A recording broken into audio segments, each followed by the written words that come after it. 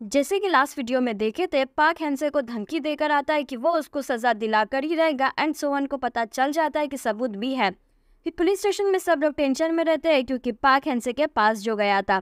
तो फिर जब पाक आता है तो चियोल उसे पूछता है कि आखिर तुम उसके पास क्यों गए थे। तभी चिसू आकर पूछता है कि तुम्हें ऐसा करने कौन बोला था। वो बोलता है कि हाँ, मैं गया था उससे मिलने। क्यों, इसमें कुछ गलत था? सबको लगता है कि चिसू चिल्लाएगा, बट वो अच्छे से पूछता है कि क्यों गए थे, कुछ तो रीजन होगा। तब सोहन बोलती है कि हम 20 साल पहले पुराना केस सॉल्व कर रहे थे, तब हमें पता चला कि वो सुसाइड नहीं बल्कि मर्डर था एंड मर्डर पॉइंट सीधा हैंड से हो रहा था। उस टाइम की एक विटनेस भी है जो ये गवाही दे सकती है, तो इसलिए हमें परमिशन दीजिए उसको बुलाने की। तो वो बोलता है कि तुम बड़ी कंपनी के पीछे जा रहे हो बिना सबूत के, जाना ठीक नहीं रहेगा। तो वो बोलती है कि मेरे पास सबूत भी है। फिर उसकी बहन बताती है कि जब मैं ओली का सामान जमा कर रही थी तब मुझे टेप रिकॉर्डर मिला था एंड उसमें उस रात की सारी बातें रिकॉर्ड हुई थी। मुझे लगा कि ओली का भांडा फूट जाएगा, इसलिए मैं उसको छुपा के रखी हुई थी। फिर ये लोग रिकॉर्डिंग सुनते हैं जिसमें ओली डायलॉग की प्रैक्टिस करते करते सो जाती है। फिर जब उसको प्यास लगती है तो किचन में जाती है पानी पीने। तभी हैंसे आता है और जेई का मुंह दबा के उसको मार देता है और बोलता है कि हिम्मत कैसे हुई मेरा सामान टच करने की। इतना ही रिकॉर्ड होता है। फिर देखते हैं कि किम और चिसू दोनों जाते हैं हैंसे के पास और उसको रिकॉर्डिंग सुनाते हैं। फिर किम बोलता है कि टेंशन मत लो, मैं इन्वेस्टिगेशन टीम को रोक दूंगा या फिर इस केस को किसी और टीम में ट्रांसफर कर दूंगा एंड आपको कुछ नहीं होगा। तो पूछता है कि ये सबूत का क्या। तो वो बोलता है कि ये सबूत तो 20 साल पुराना है, वैसे भी कोई काम का नहीं है। फिर वो बोलता है कि सबूत सही है या नहीं ये फैसला करना जज का काम है, तुम्हारा नहीं। और उस विटनेस का क्या करोगे। तो वो बोलता है कि उसको मैं संभाल लूंगा, आप फिक्र मत करिए। तो वो बोलता है कि विटनेस की गवाही को बेकार साबित करना मुझ जैसे लॉयर का काम है। तुम पुलिस वाले अपनी टीम को तो संभाल नहीं पाए, ऊपर से मेरे सामने बकवास कर रहे हो। उधर पुलिस स्टेशन में चियोल केस का प्रिंट निकाल के सबको बांटता रहता है, ये बोल के कि इसकी जरूरत पड़ेगी क्योंकि हैंसे तो आने वाला है नहीं। पाक बोलता है कि वो जरूर आएगा, हैंसे हारना बर्दाश्त नहीं करेगा, वो भी उससे जिससे वो नीचा समझता है। तभी डॉक्टर आता है और बोलता है कि हैंसे आ चुका है। फिर पाक कॉल करके सोहन को भी इन्फॉर्म कर देता है। तो वो बोलती है कि मैं विटनेस लेके आती हूँ। फिर पाक हैंसे को सारा रूल समझा देता है कि तुम्हें चुप रहने का पूरा हक है, बट अगर तुम कुछ बोलते हो तो वो तुम्हारे खिलाफ कोर्ट में यूज होगा। अगर तुम चाहो तो लॉयर भी बुला सकते हो या फिर किसी की मदद भी मांग सकते हो, बट वो अकेले हैंडल करना चाहता था। बाहर की मोची सो सब देखते रहते हैं। फिर पाक उससे सवाल पूछता है कि ओली 1995 में तुम्हारे फार्म हाउस के पास जो लेक था उसमें उसकी लाश मिली थी, तुम उसको जानते थे ना। तो वो बोलता है कि हाँ। फिर उसको बोलता है कि अभी एक विटनेस मिली है जो बोल रही है कि ओली ने सुसाइड नहीं बल्कि उसका मर्डर किया गया है एंड उसी घर में तुमने उसे मारे हो। तो वो बोलता है कि ये सच नहीं है। फिर पाक बोलता है कि मैं एक रिकॉर्डिंग चालू कर रहा हूँ जो कि ओली के घर में रिकॉर्ड किया गया था। फिर रिकॉर्डिंग चालू करता है तो उसमें इतना ही आवाज़ आती कि हिम्मत कैसे हुई तेरी मेरे सामान टच करने की। फिर पाक पूछता है कि ये आवाज़ तुम्हारी है। तो बोलता है कि हाँ। तो पाक बोलता है कि तुम मानते हो कि तुमने ओली को मारे हो। तो वो बोलता है कि नहीं, मैंने बोला कि ये आवाज़ मेरी है, ना कि मैंने उसको मारा हूँ। तुमने बोले ये रिकॉर्डिंग ओली के घर में हुई थी, मुझे नहीं पता कि तुम्हें ये रिकॉर्डिंग कहाँ से मिली, बट क्या तुम प्रूफ कर सकते हो कि ये ओली के घर का ही रिकॉर्डिंग है। ये सुन के पाक सोच में रहता है। फिर पहले का दिखाता है जहाँ पर किम हैंसे को बोलता है कि वो लोग तुम्हें कन्फेस करवाएंगे, इसलिए जब आपको बुलाएंगे पुलिस स्टेशन तो मत जाना। वो बोलता है कि क्यों नहीं, इतना बुलाएंगे तो मैं जाऊंगा ही। आखिर हिम्मत कैसे हुई मेरे खिलाफ लड़ने की, और उस पाक के बच्चे को तो मैं बुरी तरह हराऊंगा। मैं वो करूंगा जो एक लॉयर करते, क्यों ना तुम भी वही करो जो एक पुलिस वाले करते, विटनेस को ठिकाने पर लगाओ। फिर देखते हैं कि सोन हॉस्पिटल में जाती है। जब उसकी बहन से पूछती है कि ओली किधर है तो वो बोलती है कि एक मेल नर्स आया था, उसको लेकर चला गया, उसने बोला कि तुम ही बुलाई थी। ये बोलती है कि हमारे हॉस्पिटल में तो कोई मेल नर्स है ही नहीं। तो सोन समझ जाती कोई दूसरा ही उसको उठाकर ले गया है। तो जल्दी से सीसीटीवी रूम में जाकर देखती है तो उसे दिखता है कि पार्किंग लॉट में है। तो वहां जाती है, वहां पर वो उस पर हमला करता है। इधर हैंसे बोलता है कि क्या तुम्हारे सवाल हो गए या कुछ और बाकी है।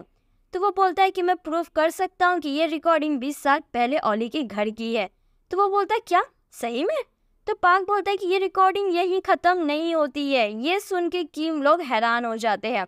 फिर पाक बोलता है जितनी अभी तक हमने रिकॉर्डिंग सुने तो उससे तो प्रूफ नहीं होता है कि वो ओली का घर का था, बट थैंक गॉड रिकॉर्डिंग के आखिरी में कुछ सुनोगे तो कंफर्म हो जाएगा कि वो ओली का घर ही है। वो रिकॉर्डिंग प्ले करता है। फिर हमें पास्ट का दिखाता है जहाँ पर हैंसे जेई को मारने के बाद घर के हर कोने में नेकलेस ढूंढता रहता है। ओली फ्रिज के बाहर पीछे से उसको देखती रहती है। फिर जब उसको नेकलेस मिल जाता है तो ओली के मुंह से आवाज़ निकल जाती है। तो वो किचन की तरफ बढ़ता रहता है और ये डर के बैठ जाती है। अगर वो इसको देख लेता तो इसको भी मार देता था। फिर ओली का फियांसी घंटी बजा के उसको आवाज़ देता रहता है कि घर में हो तो दरवाज़ा खोलो करके। एंड यही प्रूफ हो जाता है कि हैंसी उस टाइम पर ओली के घर पर था। फिर हैंसी डर के जेई को चादर में लपेट के बैग में घुसाता रहता है एंड ये सारी आवाज़ उस रिकॉर्डर में रिकॉर्ड होती है। फिर पाक बोलता है कि हमने उसके फियांसी से पहले ही पूछ ली है, उसने बोला है कि वो उस दिन गया था ओली के घर पर। हैंसी गुस्से में बोलता है कि क्या हो रहा है ये सब, कहाँ से आया? पाक पूछता है क्यों, तुमने जो सुना तो उससे अलग है क्या? अजीब बात है, हमारे केस की सबूत कभी लीक नहीं होते थे। किम समझ जाता है कि वो उसको ही बोल रहा है। फिर उसका आदमी कॉल करके कुछ बोलता है जिससे वो शॉक हो जाता है। फिर पाक बोलता है कि ये ओरिजिनल रिकॉर्डिंग है, जिससे कंफर्म हो जाता है कि ये रिकॉर्डिंग ओली के घर में ही हुई थी। तो वो बोलता है तो क्या? पाक बोलता है कि तो तुमने उस घर में क्या किए थे, अब वो तुम बताओ। तभी सोहन ओली को लेकर आती है। हैंसी उसको देखता रहता है, पर जब पहचान लेता है तो डर जाता है कि ये कैसे हो गया। पहले का दिखाता है जहाँ सोहन पर जो हमला किया था उससे वो लड़कर ओली को लेकर आई है। हैंसी बोलता है कि ये कैसे हो गया, तुम्हें तो मरा रहना चाहिए, मैंने तुम्हें मारा था। तो ओली बोलती है नहीं, जिसे तुमने मारे थे वो जेई थी। फिर पाक बोलता है थैंक यू, तुमने अपना गुनाह खुद ही के मुंह से कबूल कर लेने के लिए। इस बार तो तुमने यहाँ कबूल किए हो तो फिर तुम्हारी गवाही मायने रखती है। वो एकदम भड़क जाता है कि क्या चल रहा है ये सब। पाक को मारता है और सारी चीजों को तोड़फोड़ करने लगता है। ये सब देख के ओली डर जाती है। फिर सोहन उसको पकड़ के अरेस्ट करती है और 3 चार्जेस लगाती है, एक मर्डर का, एक पब्लिक की प्रॉपर्टी डिस्ट्रॉय करने का और पुलिस पर हाथ उठाने का। फिर वो धमकी देता है कि तुम्हें क्या लगता है ये सब करके तुम बच जाओगे, मैं सबको मार दूंगा। फिर डॉक्टर उसको लेकर चला जाता है। सोहन ओली को संभालती है। पाक को जेन की बात याद आती है कि क्रिमिनल कितना भी ताकतवर हो, कितना भी पैसे वाला हो, अगर उसने कोई गुनाह किया है तो उसको सजा मिलना चाहिए। एंड ये काम हम पुलिस वालों का है। मतलब फाइनली अब उसने हैंसे को सजा दिला दिया था। फिर ओली उसके फियांसी से मिलकर बहुत रोती है। वो दोनों को रोता हुआ देख सोहन को जेन की याद आती है। आखिर ये लोग को तो मिल गए हैं बट वो जेन से नहीं मिल पाई। फिर बाद में पाक ओली से डायमंड नेकलेस के बारे में पूछता है कि हैंसी इतना हद तक क्यों गया था उस नेकलेस को पाने के लिए। तब वो बताती है कि उसके अंदर एक फ्लॉपी डिस्क था। तो जब वो पूछता है कि फ्लॉपी डिस्क अभी भी है क्या तुम्हारे पास, तो वो बोलती है कि नहीं, मैंने वो तो बहुत पहले डिटेक्टिव को दे दी थी। फिर बताती है कि जेई को जब कॉल करा था तब ओली उठाकर उसको बता देती कि उसके पास कोई भी फ्लॉपी डिस्क नहीं है। तो जेन उसके घर पर विजिट करता है, बट जब घर में कोई नहीं रहता तो आसपास के लोगों से उसके बारे में पूछताछ करता है। दूर से ओली उसको देख लेती है तो वो सोचती है कि अगर मैंने इसको फ्लॉपी डिस्क नहीं दी तो वो बार बार मेरे पास आएगा, जिससे मेरा भांडा फूट जाएगा।